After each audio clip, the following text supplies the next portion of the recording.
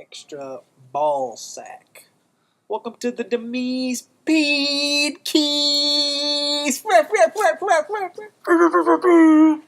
It's the Haddles Podcast. Hey, this is called the Suck My Bulls radio show over here. Featuring Holy Shore. Featuring, Whoa. hey, featuring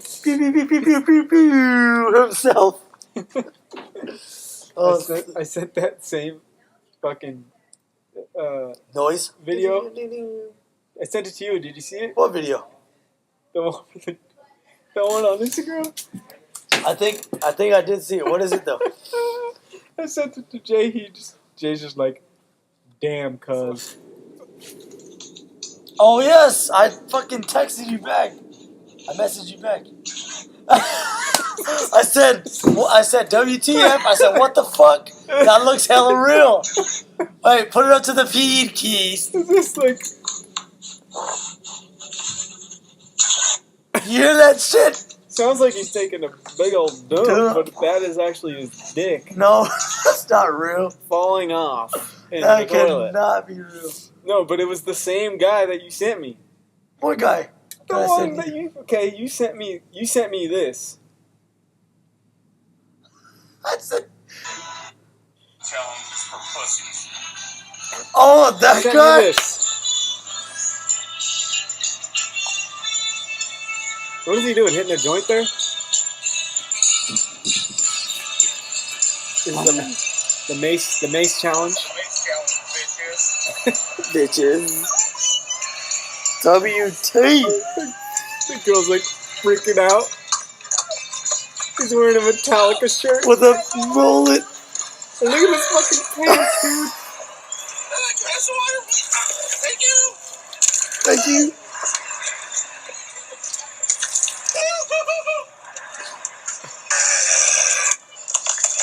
He's sexy. I didn't watch it this far. My eyeballs are burning out of my head. You're a pussy, so break by an 8. Gang shit. Gang shit. Oh, fucking classic. But I don't know if that, because like I went to you go to the page. He's in the band. You know that, right? He's flying over here tonight. Well, yeah. Well, But yeah. I don't know whose page is this? It's probably some random fucks page that. He has a bunch of random ass Reposts. shit. Yeah. There's the one. This is some funny ass shit. This one here. Covering up that white meat. Oh, fucking It's OJ. OJ. Holding You know, white there's chicken people breast. that make memes, and then other people take it and then Recreate it. not recreate it, but they take it as their own. Thanks for getting my beer. Oh, I'll go get it right No, now. I'm kidding. I'll get it. No, I'm serious. People fucking, it's like a big ass thing now. I'm like, really? Like, you didn't take the fucking picture. You just put some little funny words in there, and then you're mad. Some guy, they're getting rich off that shit. Getting rich. I swear to God. I'm rich, bitch. You know where they are? Let's go. We'll go together. Hey, fuck you, boy. I think it was Carmen and Clara. Oh, that's her name? I was going to say Crystal. It's Carmen? Carmen. No, it's Carmen. She's freaking pretty. Look at this. What is she? She half Asian or something like that? No, she's like straight up Portuguese, dude. Oh, Full Jesus blood. Christ. Well, I mean, do you want your picture to be like that? Oh, that's Zen mode. Speaking of Portuguese, Oh, Shnikes. Who the fuck is that? Is that the Brazilian chick? it's my Brazilian friend. Woo! No, but, oh, you like that? Relax, chill beat. Relax. That looks like the dude from fucking. You know who that is? Who? That's supposed to be fucking. Kid and play. Kid. Duh. Actually, I don't think he's wearing glasses or a gold chain. But this is. It reminds me of the character in Do the Right Thing. Have you seen that movie? If you haven't seen it, go see it. It's a movie. It's Spike Lee's first movie. Oh, yeah. He stars in it. There he is. That's the boombox guy right there. And he walks around. And there he is right there, too. He He walks in with the boombox, and he's playing Public Enemy. Off The whole. And you have to see the movie though, because he's playing it the whole movie. Hello. Damn, welcome to East Brooklyn. Fucking, it's a good movie about racial tension on a hot day in Brooklyn, and you know you got the Italians at the pizzeria on the corner, you got the Koreans at the liquor store, you got the brothers just like kind of just doing their things in the street, and you got the white cops. You know, Spike Lee plays a fucking. He's like the delivery kid for. He's a delivery kid for the Italian family as the pizzeria. There's just like a lot of like heated racial tension on a hot fucking day in Brooklyn, and it's like really Uncomfortable, huh? It's just like the crazy how like it's probably unfortunately just as relatable then in 1989 as it is now, if even more so now. That's when I was born in '89. That's crazy. You think like racially we would become more mature and more grow from that, more racism. and more respectful racism for it. will It's never, just getting, ever but it's go getting away. more and more divided because of political representation, media, and also upbringing from ignorant families. Of course, that's always going to be why it's always going to exist, because of like you think about it, like my dad, he was. You could just come out and just say it like my dad was pretty fucking racist. He was old racist Italian guy. Yep. And where did he get it from? Graham. Fucking Graham. And where does she get it from? Her fucking pop. Yep. And it's just passed on generation to generation. And where does it stop? It stops with me. I mean, and it stops with my generation, my brother. Like, as soon as my... And it's funny. It's fucking funny, dude. As soon as my dad fucking passed away, I started chasing brown women like you would never believe, dude. Really? Like, yeah, it's like I had always liked them, but I would, like... It was always like Mexican or Italian. Yeah. Or Mexican and Portuguese. Or whatever, you know? It wasn't like once a little hint of flavor in there. Yeah. But then a little dabble. Once my dad went, it was like black women, Indian women, nice, hugging Middle Eastern women. Like, there's no way I could bring over a Middle Eastern when I lived with my dad. Hell no. He'd be like, you bringing over this fucking sand nigger terrorist over here? Like, seriously, it would be like She's that. She's gonna infiltrate us. We're gonna die. Crazy, man. Well, I mean, I think racism will never go away. It never will. The best way to talk about it is to call people out on their shit. So, like, don't get uncomfortable around. So, like, say if there's a black guy there and an Asian guy there, if we can all sit and I could tell him, you fucking nigger, you do that shit, and then he can laugh it off and be like, you fucking dumb spick, native white fucking faggot, you fucking mutt. And then you would look at the Asian boy and be like, hey, cheat guys, you can't see me over here? And then he'll be like, hey, you Porta Wop. What, you fucking hairy motherfucker? You can't fucking hear me with the hair knees? That is the best way to do it. And if we could all laugh it off and not be uptight about it. Because fucking Louis C.K., what to say about that guy after sexual allegation charges? Hey, it happens. I don't know. He's a funny comedian. What's going on with Louis C.K. sucks. But, if he was doing some creepy jacking off around some girl shit, oh well. We don't know the circumstance. All I know is that Louis C.K. is one hell of a masturbator. But he told Patrice ONeal, black guy, that he's dead. He's like, hey, they're on Opie and Anthony's show, right? Anthony Cumia, he's Sicilian, half Sicilian and some other shit. He'll straight up call Patrice. He'll be like, oh my God, I fucking can't stand you, black fuck, you welfare taking ass, da-da-da. And then Patrice will laugh his ass off and be like, you fucking wop ass fucking Italian immigrant motherfucker, you. And then they'll just laugh at each other. And then he'll be like, I know you hate my black ass so much that you want to fucking do it. And then he'll be like, yeah, I do. And then, but they all bust their balls saying, hey, you guys would be the best fucking friends if you were different colors. And then, but they were good ass friends. See, you gotta bust each other's fucking balls. Yeah. In order to break the ice. Yeah, you do. You know what I mean? Like, I'll tell my girlfriend, I'll be like, you're fucking Asian. You can't fucking drive. And she'll be like... She doesn't drive, right? She doesn't drive. She's and probably then scared as I'll fuck, let her but drive. she can't. No, she can, but she just... she's so used to... No, she's good. Yeah, she is. right. No, she is. I'll just tell her. You're not. I'm fucking aggressive. I'll just be like, oh, you want to fucking go on my lane, fit? Come on! Throw rocks at them and shit. I'll fucking throw rocks at cars. I don't give a fuck.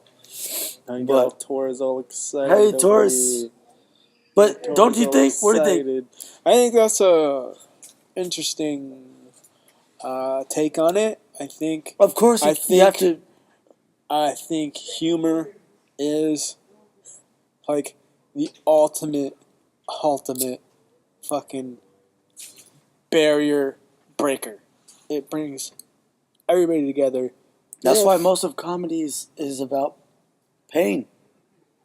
Yeah, that's why. The best comedians comedy are, tortured souls, they say. Comedians and musicians and artists in general are tortured souls because of how we need to reach deep into a place that we're uncomfortable with, but that most people are uncomfortable with. I should say we have to reach to a place deep down inside of us that most people are uncomfortable with, but we visit it so often that it's become this comforting kind of thing within us. Zone. Yeah, and it's like to most people, it's scary or tense or just like, like I said, uncomfortable. But for us, it's like if we talk about death or suicide or these crazy fucking topics, it's not as fucking dark and depressing as most people think. Like if you play a song that me and Derek wrote for your girlfriend, she's gonna be like, she's gonna be disturbed afterwards. It's not something you want to put on your first date for your girlfriend or anything like that. It's not something you want to put on when you vacuum the house or some shit like that. I'm not gonna put on VR shit or some fucking Demise track and be like, eee. Stuff that people like us are gonna relate to. Angry kids, angry young adults, people who are, could relate to these emotions, whether it was that in their angry, childhood ugly, misunderstood kid is always going to live within those who have the heart in the world, like fucking Slipknot and shit. They're like, this is for the fucking fat and ugly kids, those kids that were misrepresented from fucking society or whatever the fuck. Like, we're here for you, and that's a culture, that's a lifestyle. Yeah, you know what I mean? Like, you can tell they love their fans, and they're one of them. That's cool that you brought up the suicide thing, because my dad's birthday 2 years ago, right before I got with my girlfriend, my dad's friend Sam, big drinker. Yeah. And he's Cousin Jay hates him. Because Sam, he's short, he's like 5'6". Cousin Jay hates a lot of people. I know. He hates everybody over here. But basically, Sam accused Cousin Jay of trying to hit on his girl. And Cousin Jay's like, man, fuck you, dude. I could fucking take your girl from you without even trying, but you're going to accuse me of it? Fuck you. You know what I mean? Because, So we're all sitting there. Sam's buying me drinks. My Uncle Richie Slice, the fucking legend, is there buying me drinks. So we're having a good fucking time over here. Next thing you know, my Sam... he's like, I've known you since before you were fucking born. He's like, you want to let him in? Yeah. He asks me and my dad, he's like, hey, he brings it up casually about suicide, about killing himself. He's like, I've thought about it. I thought about it hella times. was like, what do you think, Chicky? Because that's what they call me, Chicky. Yeah. Ever since I was big. Who said this, Sam? You know, what do you think? And I was like, yeah, I thought about it definitely a couple times, you know, like so fucking close just to being like, that would be. And then he's like, what about you? To my dad. My dad's like, fuck no. There's so many better things you could do than think about that. And I was like, come on, Dad. Like, don't deny it. You know you're at, you know, tell us, you know. But that's how my dad is. He's very egotistical. Yeah.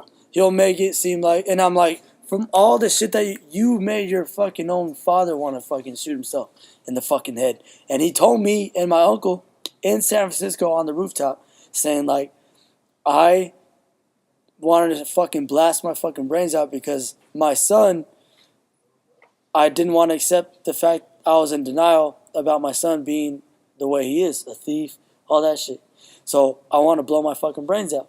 Because that's how my grandpa is. Yeah. He told me and my uncle. But the way he talks about it, he was in Vietnam War. Yeah. He was like, I want to blow my fucking brains out. I want to blow my fucking brains out because I didn't want to. He's got guns. He lives in Nevada.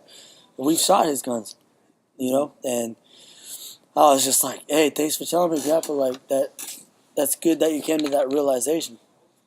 And it was a deep-ass conversation because, you know, my dad did some stuff to where my grandpa had to lie to his own wife to cover my dad's ass. And he told me, he's like, I wanted to fucking shoot my fucking brains out because your dad had me and my wife, my dad's mom, he basically had my grandpa lie to her. And my grandpa's an honest, hard-working fucking man. Cupertino Electric, fucking 30 plus years. Retired, all the, you know, the whole fucking nine. Bought home out here, sold it, now lives in Nevada. And then that's when I was like, come on, you don't feel bad for that? You know, so it just sucks that there's certain people that can deny that feeling. Mm-hmm. But then, you know, you get what you deserve in the long run, you know. So, but that just kind of, what you said reminded me of that. And I haven't really thought about it or talked about that, but I'm like, fuck, that really stuck with me because my dad was just completely going above and beyond trying to say he's never thought about it. When everybody fucking thinks about it. Every fucking person. You think actually everybody, 100% of humans on this earth, I believe, fuck yeah. I think some people probably think about it and then go, that's fucking stupid. And there's some people who it crosses their mind, they actually consider it. Yeah. And there's some people where it crosses their mind and it resonates with them forever and they never end up doing it. And I think that's like where me and you are. You know what I mean? Like, we'll think about it and but we won't consider it. But it'll cross our mind and it'll just resonate with us, and then we take that thought of something as somber as that, and we channel it with our art and our creative side, music and stuff like that. Without the music, I definitely would not be happy. And then I think about like suicide and all that shit so much when I'm not on the right track of music or creative endeavors. Yeah. And I think about it to the point where I don't think it's stupid. I don't think it's cowardly either. When people say, "Oh, it's a cowardly act," it's because they're trying to fucking make up for the fact that it takes balls to do it. It's not easy to fucking kill yourself. It takes fucking balls to do it, but not saying that, oh, you're not a man or a woman if you don't kill yourself. Not saying that either. It's just saying that's a choice someone took. It's not easy to do that. Okay, so don't call them a coward for doing it. They just felt like this life had nothing to offer. Okay? Or whatever the fuck. Or they gave up. A lot of people say, oh, they just gave up. And it's like, you don't know what the fuck they were going through. So don't say it was cowardly. And don't say they gave up. They were just like, hey, sometimes I'll just be like, hey, I didn't ask to be here, and I didn't fucking whatever the fuck. Like, it is what it is. Less fucking of a worry. Yeah. Okay, less of a fucking worry. I'm gone now. That's it. Don't fucking worry about it. It's my decision. Or you could just be like, no, there's more to it. So without the music, or without cooking, or without Kid Root, my baby boy, my girl, and all these little things that I fucking gotta strive for and shit, then that is an option or whatever, right? Always. That's always an option. Anybody can fucking do it. Do you think animals every day, like maybe one of those dogs or cats you saw on the road, maybe they're just like, hey, let's fucking kill it still over here. You know what I mean? There's this documentary, since we're on this topic, that I watched a couple days ago. Yeah. It was actually old Red Hot Chili Peppers documentary. I'm not the biggest Red Hot Chili Peppers fan, but I do like a lot of their older stuff. And I think that who is it? Art? John Art's the one that's just... he hates him, I think. Yeah, Art's the one that's just like... And I was watching it, and John Frusciante is... is he the one that did the Warpaint stuff and all that? Yeah, Or- he's the one that I think did some Warpaint stuff. Oh, He okay, dated okay. one of the Warpaint girls or something.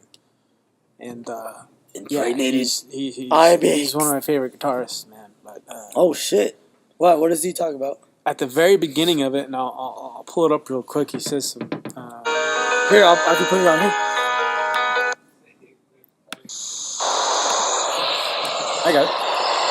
It's like I'm in the fourth dimension, and This is him. I want to see. and if I thought about how cruel of a world, This is John Frusciante. it's like I'm in the fourth dimension, and somebody's asking me to describe it verbally, and that's what the fourth dimension is all about. Is no words, no symbols, no images, all pure, real energy and vibrations. And if I thought about how cruel of a world this is, I would probably just commit suicide after a while. If that was what I spent my energy thinking about, I would definitely not have any strength left to create music. So, that kind of, like, remember when I said energies? Yeah, it's from where the you direct, conductor where you and all direct that your shit? energy. And thankfully for him, even though he was a struggling heroin addict, and he channeled his energies towards music. Yes. And just funky, like sexy music until they kind of went another direction. But that's a whole other story. But what's funny is him saying that, and if you got all that at the end, and it basically, if you watch that documentary, it's about Chili Peppers' Funky Monks. It's really worth a watch. It's only like an hour long, and it's them in this mansion in L.A. and they write the album in the mansion with the whatever his name is, Rick Rick Rubin, and Barefoot they Contessa. write fucking Blood Sugar Sex Magik, which is like that huge fucking album that just Let's give it away Chili and all that Peppers, shit, Give It right? Away Now, and Under the Bridge, Oh, and yeah, Suck yeah. My Kiss, and all these just hits after hits. It was just like a fucking solid, fat fucking album with just funky, like sexy, deep, hard rock. Yep. And at the end of it, and if you take what he said right there about his energy and Without suicide, that, he yeah. says, he's like standing there and he's saying, all my life I felt like a fucking failure. My whole life. And I was in this mansion, in this house with my 3 best friends, creating music. And we made the most beautiful, best music that I'm so fucking proud of. And it's just, he feels for the first time, he's like, I feel for the first time in my life I accomplished something. I did something and I could say, I'm not a fucking failure. Yeah. You know? Fuck. You're And just that it's was that same and it's no one interview? else's telling. No, it's that same documentary. But Documentary? it's funny because he says this stuff at the beginning. He's on the top of a fucking rooftop saying all these things about, like, you know, the energies of the world and how it makes him feel, and like how he's just like cruel of a world it is. Cruel of a world, and you could tell like society is really bringing him down, and there's really people who are ultraly sensitive towards society. Yeah. I'm somewhat sensitive to society. My sister will call me out on it sometimes, and I'll see something on TV, and I'll just get fucking pissed, and I'll just go on like a tangent. And she goes, "Why do you fucking care if these people are kneeling for an anthem anyway?" I'm like, "What the fuck?" You know what I mean? Fucking. I'm just like, I don't know. It just bothers me. Some people. That's good that she calls you out too on it. She's just like. Some people are just like. Yeah, some people are super ultra sensitive to society, to where like if a fucking bee dies, they got to go take Prozac. You know what I mean? Yeah. Some people like just will yell at a TV every now and then. That's why James Hetfield left fucking the Bay Area from the Metallica lead guy. He's like, I'm going to Colorado. I don't have to deal with these fucking idiots saying, so you that's hunt? what I'm saying, though. Oh my God, you're the fucking devil incarnate. Yeah, so... You know what I mean? Yeah, exactly. What I'm saying is some people resort to, unfortunately, prescription drugs, Prozac or something like that, as something. I don't do that. You don't do that shit, right? Nah, I don't. I did some antidepressants for like 2 weeks when my dad died. Yeah. And it was just because the doctor was like, I was missing work, and the doctor was like, and he was like, well, maybe you should just take this. And he didn't give me a full bottle. He's like, I'm just going to give you like 3 weeks worth of pills of this. Yeah. And it's just to get you back on track so you could kind of start to, get out of bed, go to work. What's the doc gave you this? Yeah. Because he knew. Well, I had mentioned it to my mom, and she was like, well, maybe you should. And I was like, all right. I got the okay from my mom. I trust my mom. It's my mom is a nurse. But I just thought, like, for the antis, right? Fucking, yeah, it was. But it's funny because it's like, you could tell that John Frusciante is, like, super ultra sensitive. But without. And he's also a drugs, which probably enhances it. Yeah, absolutely. But without music. And he already says that he's felt like a failure his whole life, so it's probably why. That's probably the reason why he picked up a guitar. That's probably the same reason why he started shooting up heroin too. He feels helpless. He feels like a failure. But for him to come out and write one of the best rock albums of all time, even if you don't like the Red Hot Chili Peppers, and I'm not the biggest fan, but just like you were saying at the beginning when I first got here, like, that's your opinion. Someone else could walk in with the Red Hot Chili Peppers shirt and be like, these guys define my life. I'm a forever fan, and be like, don't say they're the shittiest band. Just be like, hey, that's fucking good, man. I personally don't like them. Just like if you had a Primus shirt, they would have been like, Primus sucks. Literally, no. That's why I was gonna say. They do. They literally suck. And then you would have been like, yeah. You know what? Suck on this. And they would have been like, suck my kiss. Cool fucking documentary though.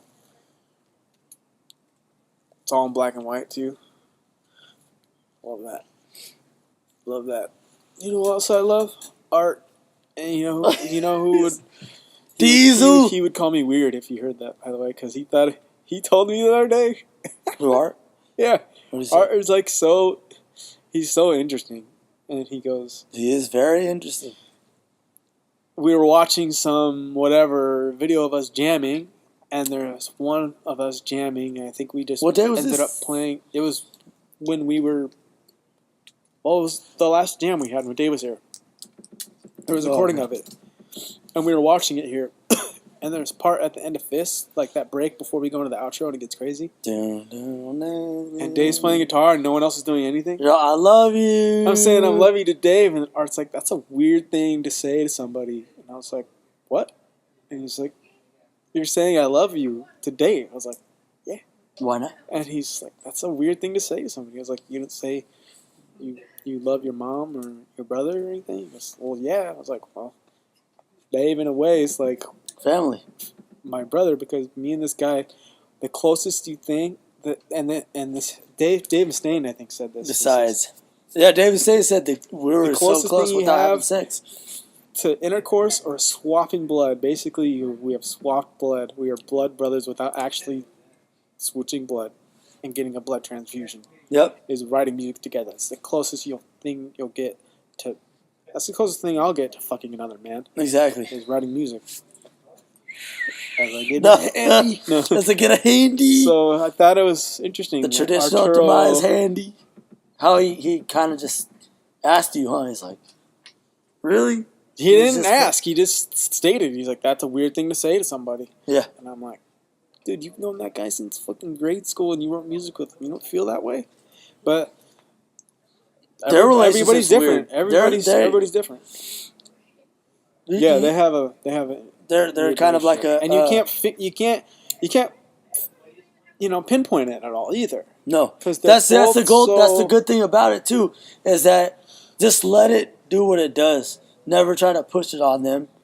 Just kind of, if you guys aren't getting along, then let it, whatever. Yeah. I don't know. It's weird with the other half of the Scala boys. Scala Haddles. All right, my girlfriend said something about the baby boop. Let's see. I have no idea.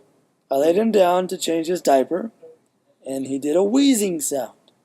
He stopped, and then like a minute later, he did it again, so I pulled him up and gave him some water.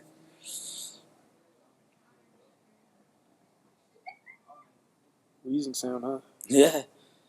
Is he still awake?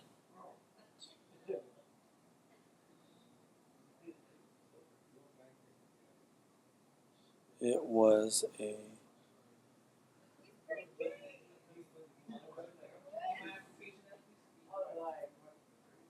I think, okay, this house, they party like whenever the fuck their parents go out of town or something. That's what I think, at least. Geno's? No, fucking Mexicans. Oh, okay. Pretty sure. And fucking, one time they threw a party and like some fucking, I came home from wherever I was, came home and like there was cops all over this fucking, I was like, oh, they're spreading a party or something, maybe they got out of hand, whatever, and then Dwayne's like, dude, some fucking shots went off. I was like, nah, it's probably fireworks. He goes, nah, bro, I fucking know fireworks. And I was like, so that's where the cops are. Yeah, dude. It's like, fuck. What the fuck are these motherfuckers doing? Yeah, baby. At my fucking grandma's house, cops were always there. Fucking explosions, gunshots, knives and shit in that neighborhood. I'm like, but it was all because of my aunt. Because she'd bring those people. You bring one of those types of people, they'll bring like 5. Lazy Boys. Remember Lazy Boy, the rapper? No? Did you see his billboard coming off 101 in Tully? Oh, yeah, maybe, yeah. Yeah. That's sick. That's sick. We need a Scala billboard. No, it's cool because I'm just like, hey, if it's just showing me that music has there's a presence, you know what I mean? Because I think about it, I go, like, if you talk to 100 people, 99% of other people will say, you can't make a living off music. And that one person that will fucking be successful, tell you how they did it. Hey, this is what I did. You gotta make an album. It's so hard to pull someone in for music too, especially if they've never heard it. Remember in fucking Seattle, trying to pull people in for our shows, but no one knew us. No one knew our music. No one heard our music. No one knew us. So going to random people and saying, hey, we have a show later today or tomorrow. You should go. They're like, well, fuck. And then you got to go, well, listen to us here. You mean Stork Club? Or in Seattle? Seattle. Tim's Tavern? Yeah. Oh, fuck that place. It was like, no one there was there for us, which is great. Which is cool in a way, but it's cool if you're playing in front of Seattle, but we were just playing in front of our peers. We were just playing in front of other Seattle bands. So it's like, check this shit out. Put it in perspective, and this is how I think. Be playing for this is why people. I like doing this shit and vlogs. because it gets me completely away from music, even though I talk about it. But check this shit out. It's not a vlog, though. Think about it from an author's point of view. What does an author of a fucking book, okay, if people still read books, what do they need to do to stand out now? What does an actor or a film creator or producer need to do to stand out? Kevin Smith. I met Kevin Smith at Great Mall. I know, I saw that. That's fucking sick. When did you meet him? Fucking last Was month. at a comic book place or something? No, at Great Mall. What was he doing at I Great had Mall? Baby Boy, because he was doing improv. And then him and his girlfriend were... Going to get some antiques? No, going to go watch the movie. Whatever movie came out. Fucking... What movie came out? At Great Mall? No, at the Century Theaters at Great Mall, yeah. They went to fucking Little Asia? That's so weird. Kevin Smith. Stuck out like a sore thumb over there.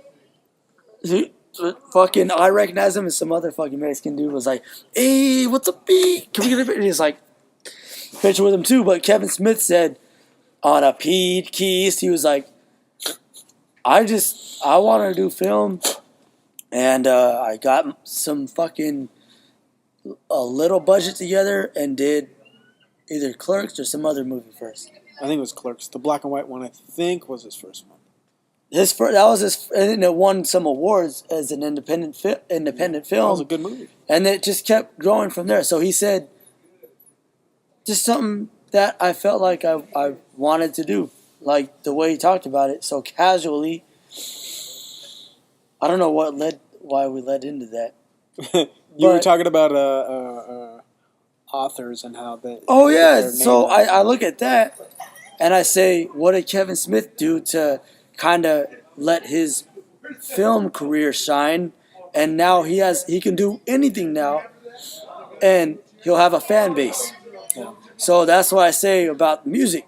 It's like, don't be so stuck in the fucking music. To myself, I say that. I say, do other ventures. Think about an author and what they need to do. What promotion do they need to do? Like, as a musician, you have to fucking come out with a good fucking song, a hit song, and have fans, whatever the shit, right? Have people listen to it, perform. But as an author, what do you need to do? And then apply those same rules to music. For a film creator, apply those fucking things to that. You know what I mean? Like, you gotta fucking think about it holistically and not just stuck strictly in music.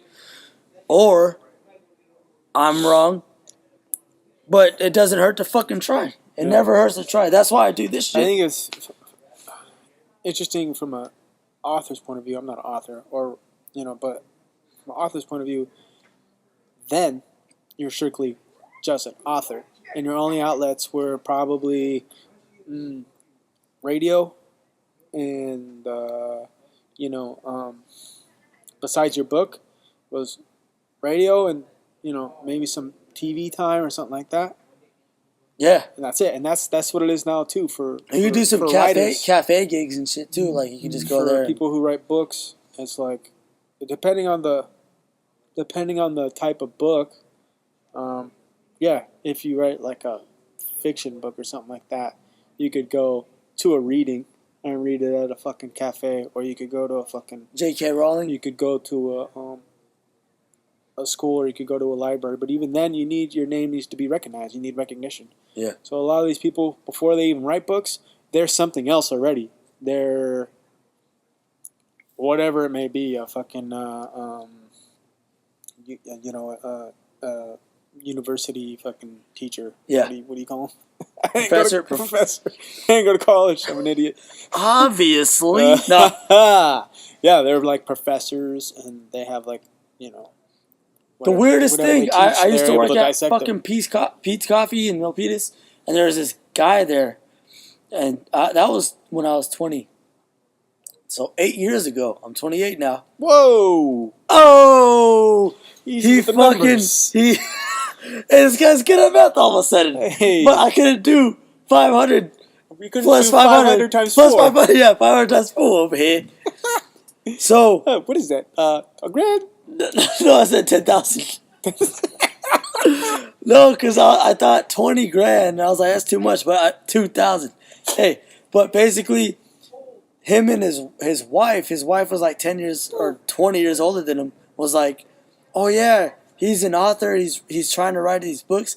And then I saw him 8 years later at Starbucks on the one that me, you, and Diesel would go to on on Landis. In Milpitas right there. With the drive-thru? Yeah, the drive-thru one. Chilling outside. I saw his ass there. And I was like, are you still trying to write a book? Have you written a book? Are you on the next one? Huh? Did you talk to him? No, I should have. But you were thinking that when you saw him. Oh, exactly. You're like... But my girl was pregnant at the time, so I was just like, my mind was at a different spot. But I swear to God, if I see him again, I'm going to go up to him. He was at, whatever, some... Pete's Coffee 8 years ago. And he was on with open his mic wife or something? No. He, like, because I worked there. Oh, you worked there? Yeah, and he'd be there, like, fucking basically 4 nights a week. Oh, and then his story was he was there writing. His wife brought it up and said, like, oh, yeah, my husband, and he's, like, fucking 15 years younger than her. She's like, yeah, he's writing a book right now. That's why we're here. You know, he's always on his laptop and whatever. And I was like, hey, that's fucking sick. Whatever, you know, like, creative. And then I saw him by himself 8 years later at that Starbucks. So this is basically, like, couple, like, 6+ months ago. Finished my book. Oh, yes. So that's what I'm thinking. Like, what the fuck? Did he ever complete anything at all, or is he still aspiring to do it? You know. Yeah. Writing a book's got to be crazy to do, man. And for me, it's like I just get sucked into nonfiction books, political science books, shit like that. It's just weird, feel you. man. I don't read fiction. And my buddy, who's a big baseball fan, and I love baseball. Baseball and hockey are my 2 favorite sports. And he's like big baseball guy, and we really relate on that. And he's like, hey, you need to read this book. And I had actually mentioned it. I was like, hey, well, he actually was busting my balls a lot, making fun of me. And now his thing is he makes fun of me because I don't watch TV. I don't watch television shows. I don't watch series. All these shows that people, have you seen Stranger Things or have you seen fucking Manhunter? It's like, hell I haven't. Nah. Why not? It's good. Because I do other things with my time. And there's nothing There's against nothing it either. against that. I'm sure it's good. A lot of people say, what? You don't watch it? Are you too good? They think we're fucking mutants or something. And we are.